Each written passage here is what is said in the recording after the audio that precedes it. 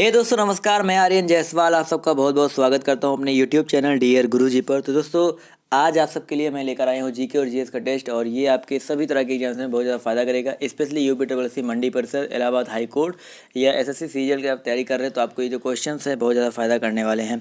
चलिए स्टार्ट करते हैं पहले क्वेश्चन से। पहला क्वेश्चन करें यहाँ पर आपके दोस्तों कि निमोनिया रोग जो है शरीर के किस अंग को प्रभावित करता है। दोस्तों अगर हम बात करें निमोनिया रोग के बारे में तो दोस्तों ये फेफड़े को प्रभावित करता है। तो ऑप्शन जो इसका ए है वो बिल्कुल करेक्ट हो जाएगा। फेफड़ा यानी कि इसको इंग्लिश में हम लोग बोलते हैं लंग्स, इसको ये प्रभावित करता है और यह श्वसन संबंधी बेसिकली रोग के अंतर्गत आता है। चलिए बढ़ते हैं क्वेश्चन नंबर 76 पर।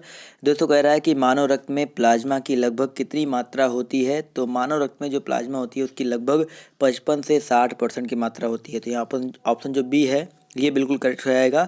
इसके अलावा 45 से 50% जो होती है वो रुधिर कणिकाएँ होती हैं, और प्लाज्मा में 90% जो भाग होता है वो जल तथा शेष 10% जो भाग होता है वो प्रोटीन तथा कार्बनिक एवं अकार्बनिक पदार्थ होते हैं। चलिए बढ़ते हैं अगले क्वेश्चन पर।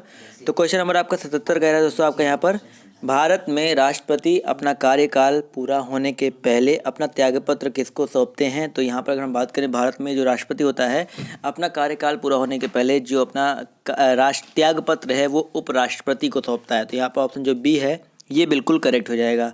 चलिए बढ़ते दोस्तों क्वेश्चन नंबर 78 पर। तो कह रहा है आपसे यहाँ पर, निम्न में से किसने भारत के 43वें मुख्य न्यायाधीश के रूप में शपथ ग्रहण की। तो जी हाँ दोस्तों 3 दिसंबर 2015 को राष्ट्रपति द्वारा शपथ ग्रहण करवाया गया था। 43वें जो मुख्य न्यायाधीश थे जस्टिस टी.एस. ठाकुर, बहुत ही इंपॉर्टेंट याद रखिएगा। तो ऑप्शन जो इसका फर्स्ट है ये बिल्कुल करेक्ट हो जाएगा। चलिए बढ़ते दोस्तों अगले क्वेश्चन पर। तो कह रहा है आपका यहाँ पर कि भारत में सबसे दक्षिणी छोर कौन सा है। जी हाँ भारत में जो सबसे दक्षिणी छोर है वो आपका इंदिरा पॉइंट है। जी हाँ इंदिरा पॉइंट है। तो ऑप्शन जो इसका डी है करेक्ट हो जाएगा। इसके अलावा दोस्तों इंदिरा कॉल क्या है भाई, सबसे उत्तरी पॉइंट है। इसके अलावा पूर्वी पॉइंट के बारे में बात करें तो सबसे उत्तरी पॉइंट आपका किबुथु है। और आपका यहाँ पर अगर हम बात करें सबसे आपका जो पश्चिमी छोर है आपका कौन सा है दोस्तों, आपका गुहार मोती है। चलिए बढ़ते हैं अगले क्वेश्चन पर। तो अगला क्वेश्चन आपका यहाँ पर कह रहा है, भारत में जहांगीर का शासनकाल क्या था। भारत में जो जहांगीर का शासनकाल था दोस्तों वो 1605 से लेकर के 1627 ईस्वी तक था, और इसका जो शासनकाल था वो चित्रकला का स्वर्ण युग कहलाता था। जी हाँ, और 7 दिसंबर 1627 ईस्वी को इसकी मृत्यु हुई थी, और इसके शासनकाल का जो समापन था उसी वक्त हुआ था। तो यहाँ पर ऑप्शन जो फर्स्ट है वो बिल्कुल करेक्ट हो जाएगा।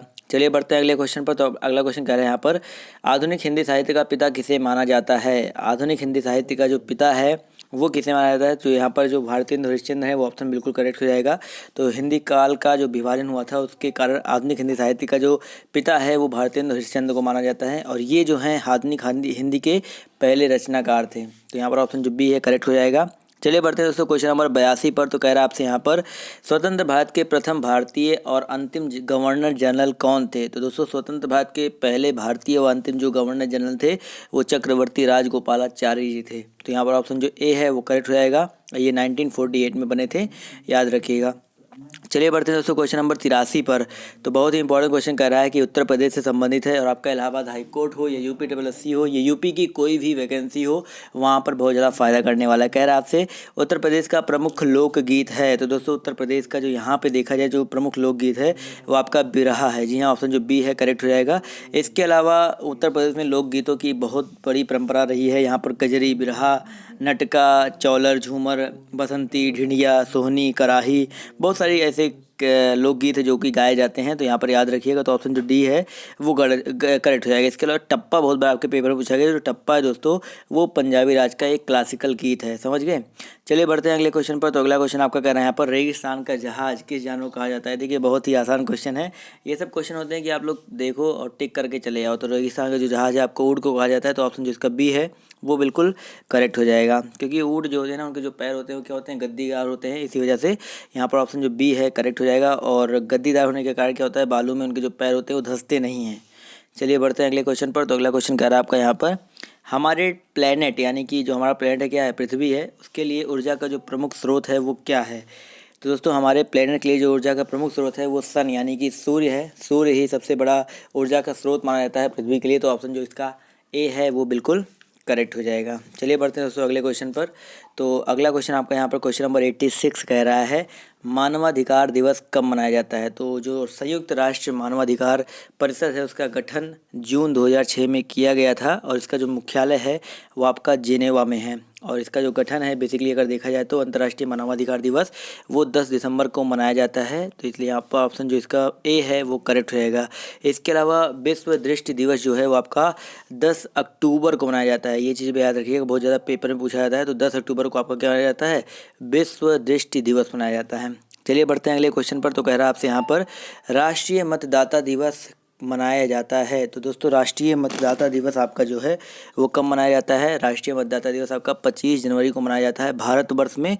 और जो थल सेना दिवस है वो आपका 15 जनवरी को। तो जनवरी में ये दोनों याद रखिएगा, थल सेना दिवस आपका 15 जनवरी और राष्ट्रीय मतदाता दिवस आपका 25 जनवरी को। तो ऑप्शन जो इसका बी है वो बिल्कुल करेक्ट हो जाएगा। चलिए बढ़ते हैं अगले क्वेश्चन पर। तो अगला क्वेश्चन आपका यहाँ पर कह रहा है भारत में पंचायती राज का त्रिस्तरीय व्यवस्था का अनुमोदन किस समिति के द्वारा किया गया था। दोस्तों भारत में पंचायती राज का त्रिस्तरीय व्यवस्था का जो अनुमोदन है वो बेसिकली किया गया था किसके द्वारा, बलवंत राय समिति द्वारा। तो ऑप्शन जो इसका ए है वो बिल्कुल करेक्ट हो जाएगा। जी हाँ, बलवंत राय समिति जो ये समिति है बेसिकली 1957 ईस्वी में आई थी और इसकी जो समिति थी इसकी सिफारिश के आधार पर राजस्थान की विधानसभा ने 2 दिसंबर 1959 को पंचायती राज अधिनियम पारित किया था। और इसके अलावा पंचायतों में सुधार के लिए 1977 में अशोक मेहता ने 1985 में जीवी के राव समिति और 1986 में डॉक्टर LM सिंघवी समिति का जो है वो गठन किया गया था। चलिए बढ़ते हैं अगले क्वेश्चन पर। तो अगला क्वेश्चन आपका दोस्तों यहाँ पर कह रहा है कि भारतीय संविधान के किस अनुच्छेद में चुनाव का उल्लेख किया गया। चुनाव के बारे में कह रहा है दोस्तों। तो यहाँ पर जो आपका अनुच्छेद 324 था इसके अंतर्गत चुनाव का उल्लेख किया गया है। तो ऑप्शन जो सी है वो करेक्ट हो जाएगा। जी हाँ दोस्तों, भारत संविधान में अनुच्छेद 324 के अंतर्गत संसद, राज्य, विधानमंडल, राष्ट्रपति, उपराष्ट्रपति पदों पर निर्वाचन के जो निर्वाचन के लिए उल्लेख है वो आपका इसी अनुच्छेद के अंतर्गत किया गया। तो ऑप्शन जो सी है वो करेक्ट हो जाएगा। चलिए बढ़ते हैं दोस्तों अगले क्वेश्चन पर। तो कह रहा है आपसे क्वेश्चन नंबर 90 कि लोकसभा में शून्यकाल की अवधि से अधिक कितनी हो सकती है। दोस्तों शून्यकाल जो शब्दावली है बेसिकली सर्वप्रथम प्रयोग किया गया था प्रेस द्वारा 1962 ईस्वी में। और शून्यकाल का जो अर्थ होता है वो क्या होता है, वो उस अवधि के लिए किया जाता है। शून्यकाल का अर्थ मुख्यतः उस अवधि के लिए किया जाता है जब एक नियोजित सैन्य कार्यवाही आरंभ की जाती हो। इसलिए यहाँ पर अगर हम बात करें लोकसभा में शून्यकाल की जो अवधि है वो अधिक से अधिक कितनी हो सकती है, तो वो अधिक से अधिक दोस्तों 1 घंटे की हो सकती है। तो ऑप्शन जो इसका बी है वो बिल्कुल करेक्ट हो जाएगा। चलिए बढ़ते हैं दोस्तों क्वेश्चन नंबर 91 पर। तो कह रहा है डिस्कवरी ऑफ इंडिया। तो सब जानते हैं भाई डिस्कवरी ऑफ इंडिया इस पुस्तक के लेखक जो हैं कौन है, जवाहरलाल नेहरू हैं। जी हाँ, इसके अलावा महात्मा गांधी के बारे में बात करें तो उन्होंने यंग इंडिया लिखी है, याद रखिएगा।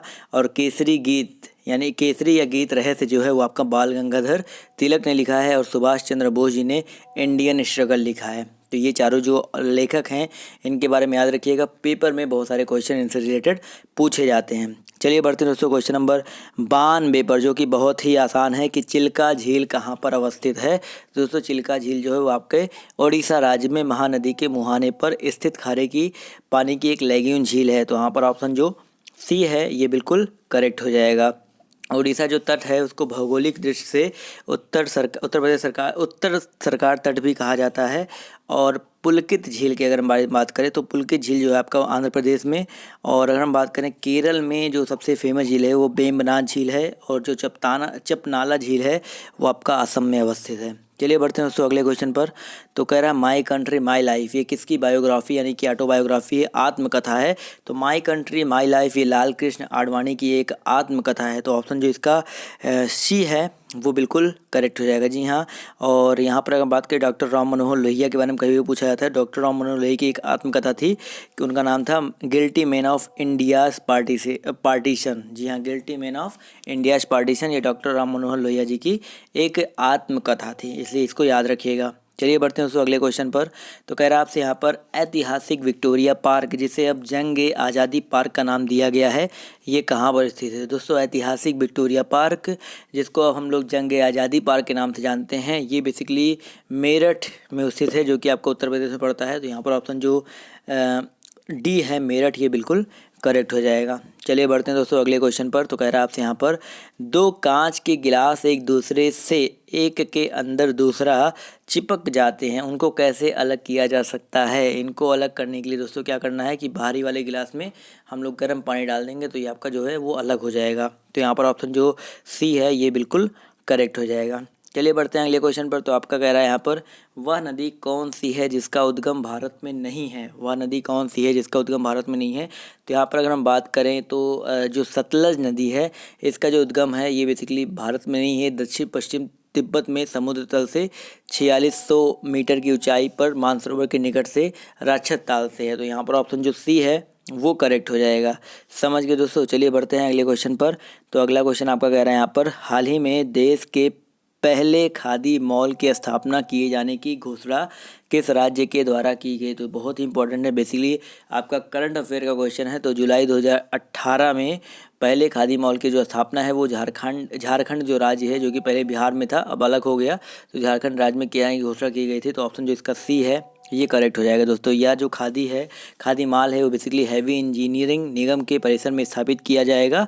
और खादी और ग्रामोद्योग की स्थापना 1956 ईस्वी में हुई थी। ये क्वेश्चन पूछा जाता है, ये भी याद रखिएगा। और ये जो व्यापार है ये व्यापार बेसिकली सर्वाधिक निकाय के अंतर्गत आती है। चलिए बढ़ते हैं दोस्तों अगले क्वेश्चन पर। तो कह रहा है आपसे यहाँ पर, हाल ही में देश के किस राज्य द्वारा जुलाई में जनसंख्या स्थिरता पखवाड़े का आयोजन किया गया है। तो यहाँ पर अगर बात करें क्वेश्चन नंबर 98 का, तो यहाँ पर उत्तर प्रदेश राज्य में जो है जनसंख्या स्थिरता पखवाड़े का आयोजन किया गया। तो ऑप्शन जो इसका डी है ये बिल्कुल करेक्ट हो जाएगा। जी हाँ दोस्तों, उत्तर प्रदेश के स्वास्थ्य विभाग द्वारा 11 जुलाई से लेकर के 24 जुलाई 2018 तक जनसंख्या स्थिरता पखवाड़े का जो आयोजन है वो किया गया है। चलिए बढ़ते हैं दोस्तों क्वेश्चन नंबर 99 पर। तो कह रहा है, राष्ट्रीय योग ओलंपियाड 2018 कहाँ आयोजित किया गया। दोस्तों राष्ट्रीय योग ओलंपियाड 2018 जो है वो बेसिकली आपका नई दिल्ली में आयोजित किया गया था। तो ऑप्शन जो सी है वो करेक्ट हो जाएगा। ये 3 दिवसीय बेसिकली राष्ट्रीय योग ओलंपियाड था 18 से लेकर के 20 जून तक, और ये नई दिल्ली में इसका आयोजन हुआ था। चलिए बढ़ते दोस्तों आज के आखिरी क्वेश्चन पर। तो क्वेश्चन कह रहा है कि उत्तर प्रदेश सरकार द्वारा संचालित सबरी संकल्प योजना संबंधित है। तो आपको पता है कि जो आखिरी क्वेश्चन होता है मैं आपको होमवर्क देता हूँ, तो आपको इसका जो जवाब है वो कॉमेंट करके देना है, और सभी लोग बिल्कुल सही सही जवाब दीजिएगा। और जो भी जवाब देगा उसका जो नाम है अपने अगले वीडियो में लूँगा। इसके अलावा अगर आप मैथ की तैयारी करना चाहते हैं तो अनअकैडमी पे आप हमको फॉलो कर सकते हैं। वहाँ पर मैं मैथ के जो वीडियोस हैं मैं आपको प्रोवाइड करता रहूँ लगातार। तो दोस्तों आज के इस वीडियो में सिर्फ इतना ही। अभी के लिए बाय बाय, टेक केयर, जय हिंद, जय भारत। मिलते हैं आप सबसे नेक्स्ट वीडियो में।